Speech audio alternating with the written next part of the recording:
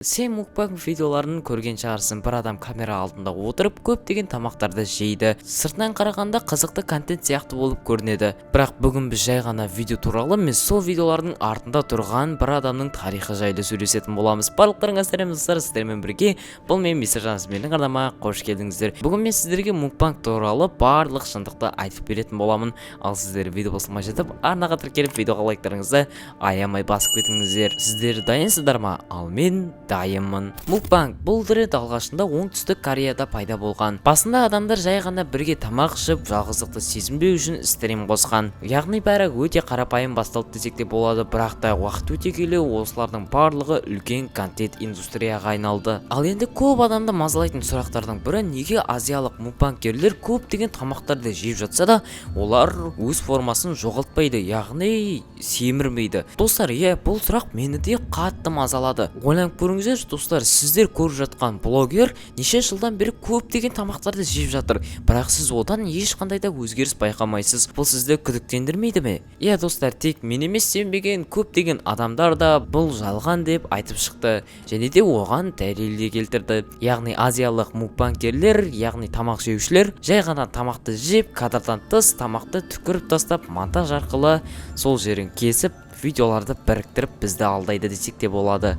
Достар, мен негізі басынан ақ солай ойлағанмын. Ал кейбіреулердің пікірінше, олар жай ғана тұрақтылықты ұстанады. Яғни видео түсіретін күні өте көп тағам жеп, ал кейіннен 3-4 күн бойы мүлдем тамақ жемейді. Яғни сен көріп отырған нәрсе 100% шын болмауы мүмкін. Ал енді басты кейіпкерімізге келейік. Никакадо Авокадо. Бұны білмейтін мукбангерлер жоқ шығар. Яғни бұл өте қатты танымал адам десек те болады. Ол мукбанг әлеміне келген кезде небәрі 23 жаста болған, ал қазір оның жасы 33-те. Яғни ол осы соңғы 10 жыл бойы тамақ жеумен айналысты. Достар, сіздердің көбіңізді қызықтырып отырған сұрақ, оның салмағы неше килограмм? Әрине, бұл ақпаратты естігенде мен тіпті сенбей қалдым десем де болады. Оның салмағы 150 немесе 160 килограмм достар. Бұл тіпті миға сыймайды, себебі бұндай денемен сенің аман қалуың екі талай десек те болады. Бірақ оның тарихы жай ғана блогердің жолы емес, бұл толық өзгеріс тарихы. Басында Никакадо мүлдем басқа адам болған, арық, қарапайым, кәдімгі өзінің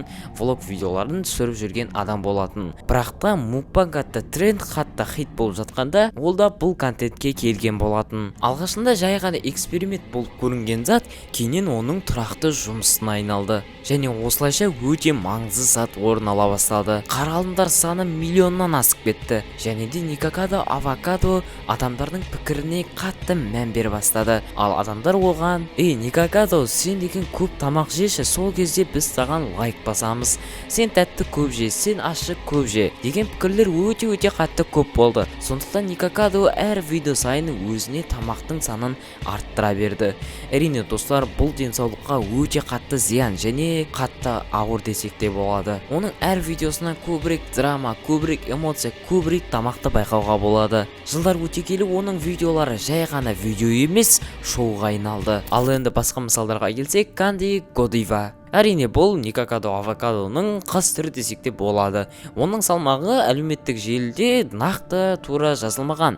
Сондықтан шамамен айтқанда 120-130 килограммдай болу керек. Ал сіздер қалай ойлайсыздар? Мінекей оның формасы. Менің ойымша негізі Никакадодан арық секілді көрінеді. Басында жай ғана қызық үшін басталған зат, кейін олардың тұрақты жұмысы болуы өте ауыр тиеді. Ал енді мен сіздерге өте қызықты сұрақты қойғым келіп отыр. Жауап беруге дайынсыз ба? Адамдар неге мукбангты қатты жақсы көреді? Сіздер өздеріңіздің жауаптарыңызды комментарийға қалдырып кетсеңіздер болады. Ал енді мен өз жауабымды айта кетейін. Бірінші себеп ол адамдарға қызық нәрсе ұнайды. Яғни адамдар жаңа затты қалап тұрады десек те болады. Ал екіншіден дыбыс. Негізі кейбір адамдарға тамақтың дыбысы ұнайды екен.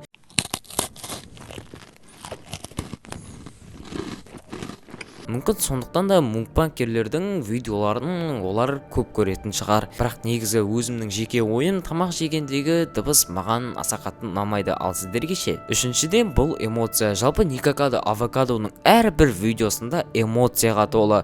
Ол ашуланады, ол жылайды, ол күледі, ол таңғалады, және адамдарға бұл қатты ұнайды десек те болады. Ал енді бір маңызды ойға тоқтала кетейік. Егер де адамдардың соншалықты тамақтарға қаражаты жететін болса, және де дәл осындай контентті жасай алса, неге олар соншалықты көп тамақтың жартысын болса да басқа адамдарға бермеске? Мысалы, әлемде аштықта өмір сүріп жатқан көптеген адамдар бар. Жалпы аштық Африка елінде қалыпты жағдай десек те болады. Жетім балалар бар, тамаққа мұқтаж отбасылар бар. Мүмкін біз көріп жатқан мукбанг видеоларындағы бір тағамның өзі олар үшін арман, немесе оларға көмектесе алар ма еді? Бұл әр адамның өз ойы, өз пікірі. Біреулер мукбангты жай ғана контент ретінде ойлайды, біреулер ресурс ретінде көреді, ал біреулер мүлдем басқаша ойлайды. Бірақ басты нәрсе әр нәрсенің артында не бар екенін түсіну. Және ең қызығы, никакадо авокадо бұрынғыдай емес, ол арықтаған, және бұл отаның көмегімен. Қазір ол өзгерді, ол бұрынғыдай